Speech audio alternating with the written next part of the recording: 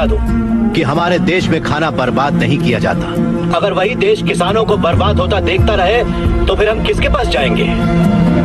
खाना खिलाने वाले से कहा जाता है अन्नदाता सुखी भवतु। ये अन्नदाता है कौन? खाना पकाने वाला या परोसने वाला नहीं है, अन्न उगाने वाला है। और ये खेती जैसा उपहार ईश्वर ने हमें दिया है। सेल फोन के बिना हम जिंदा रह सकते हैं, टीवी और एसी के बिना भी हम लोग जिंदा रह सकते हैं। जो टीवी और एसी बनाते हैं वो करोड़ोंपति हैं, लेकिन अन्न उगाने वाला वो गरीब किसान इतनी कड़ी मेहनत और धूप में पसीना